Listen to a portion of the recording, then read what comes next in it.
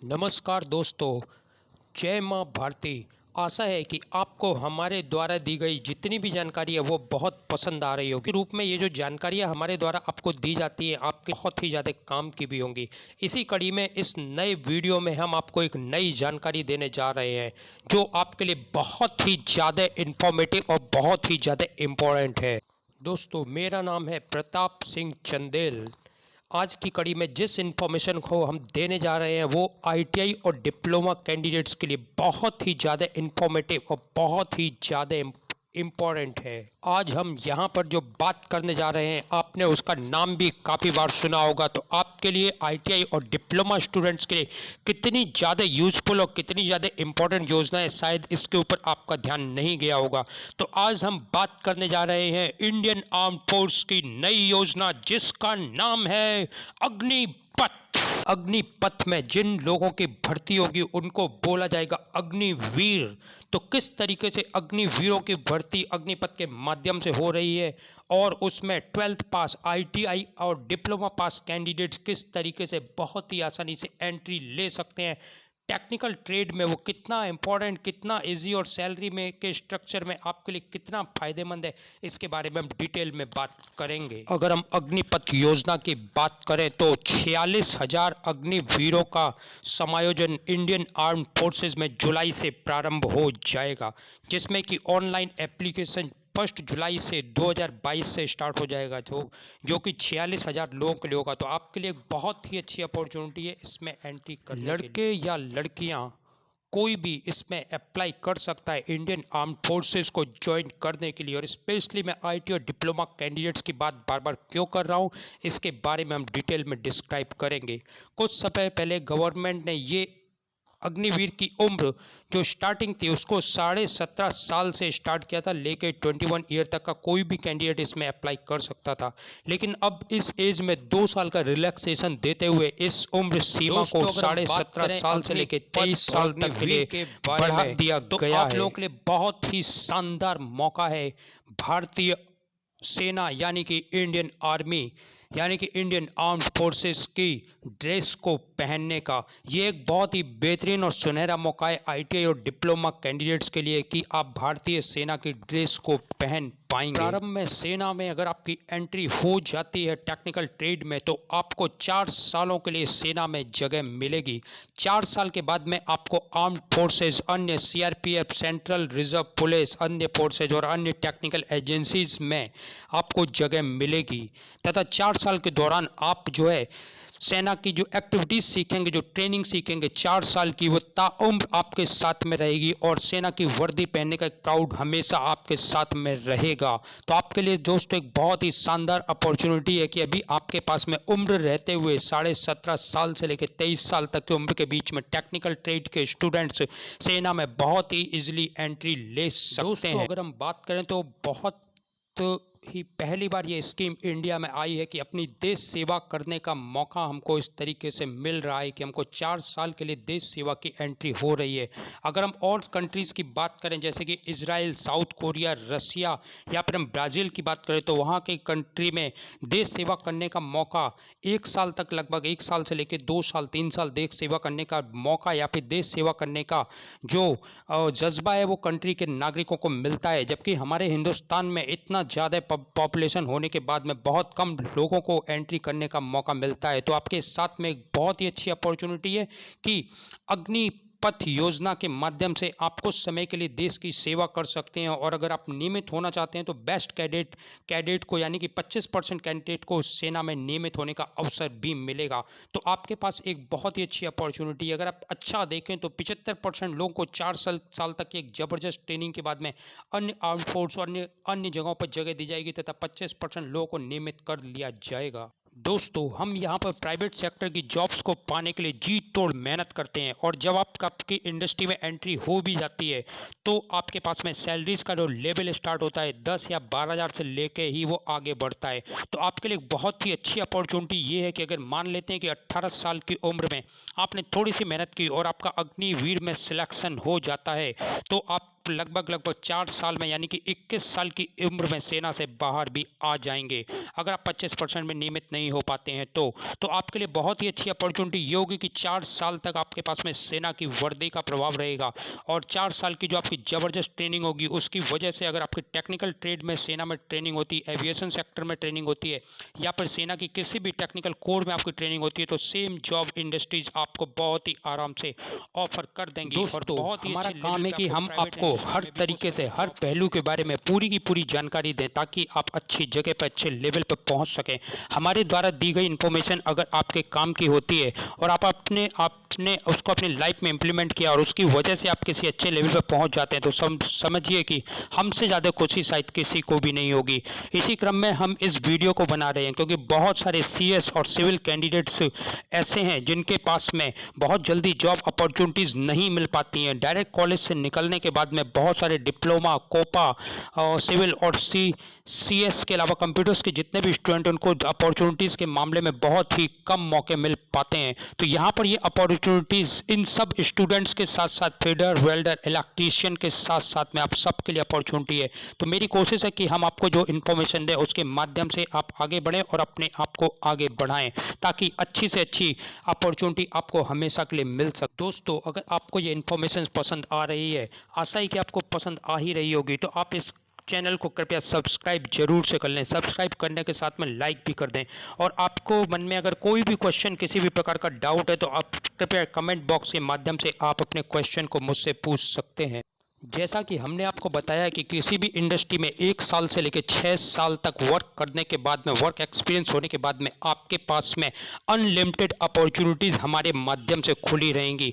हम चूँकि 122 कंट्रीज़ में एट प्रेजेंट रिसर्च कर रहे हैं और 122 कंट्रीज़ के वर्किंग इन्वायरमेंट, वहाँ पर डिमांड क्या होती है, किस तरह की रिक्वायरमेंट होती, और हम अपने बहुत सारे कैंडिडेट्स को वहाँ पर प्लेस्ड करने की भी योजना बना रहे हैं और इस योजना में हम ऑलरेडी काम भी कर रहे हैं जिसमें कुछ कैंडिडेट्स प्लेस्ड हो भी चुके हैं जिनका सैलरी का लेवल 1,80,000 और 1.5 लाख के आसपास पहुंच चुका है। तो अगर आप इस योजना के माध्यम से पद के माध्यम से अग्निवीर बन जाते हैं और 4 साल की आपकी सेना में एंट्री के माध्यम से अगर आप सेना की ट्रेनिंग ले लेते हैं तो सोचिए दोस्तों आपकी कितनी ज़्यादा वैल्यूज हो जाएगी।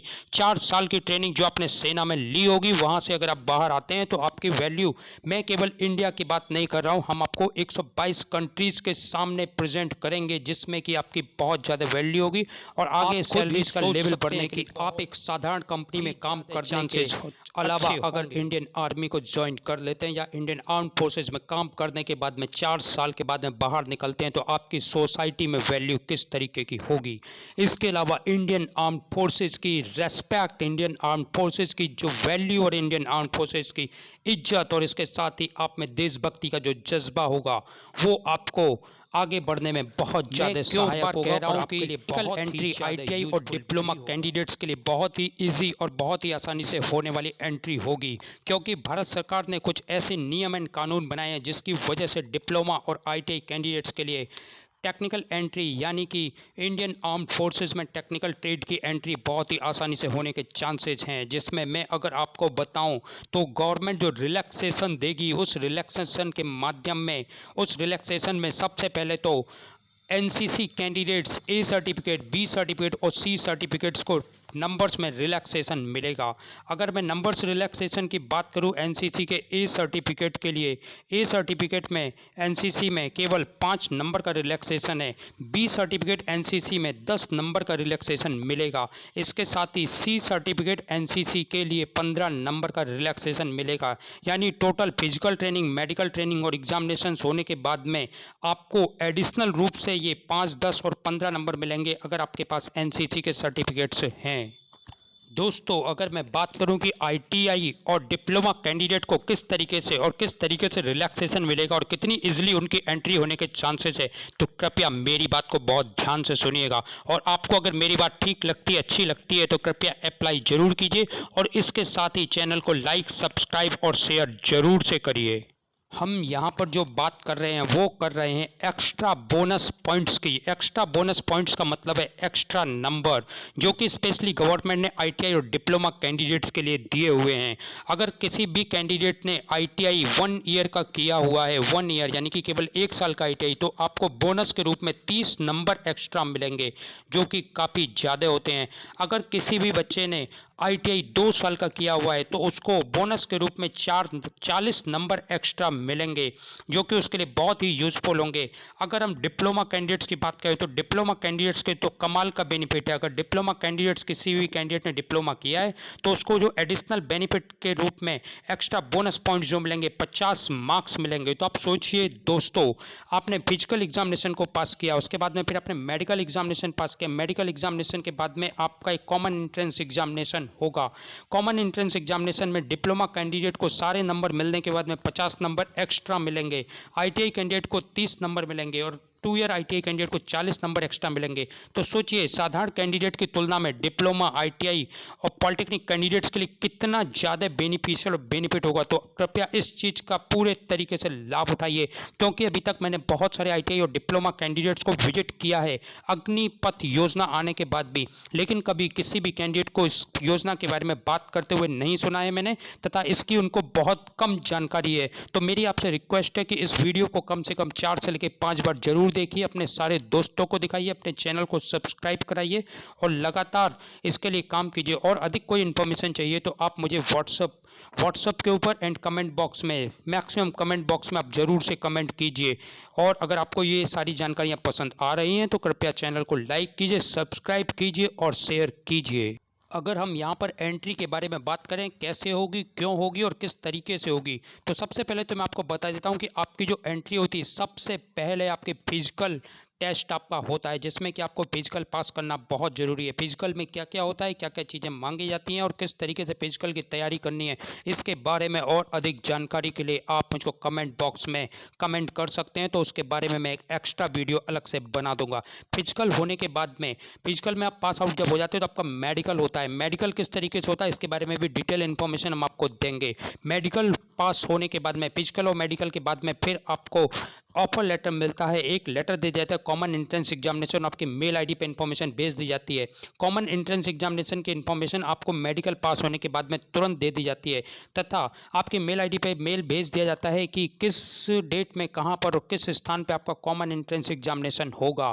तो दोस्तों, क्योंकि 10th क्लास, 12th क्लास, आई और सारे के सारे स्टूडेंट्स एक साथ इस फिजिकल और मेडिकल को देते हैं, तो आपके लिए टेक्निकल ट्रेड के लिए बहुत ही ज़बरदस्त अपॉर्चुनिटी है। इस अपॉर्चुनिटी में, जो अपॉर्चुनिटी मैंने आपको पहले से बताई है कि आपको 30 नंबर, 40 नंबर और 50 नंबर एक्स्ट्रा मिलते हैं। इसके अलावा हम बात करें अगर एनसीसी सर्टिफिकेट्स को, जैसे कि 5 नंबर, 10 नंबर और 15 नंबर का रिलैक्सेशन मिलता है।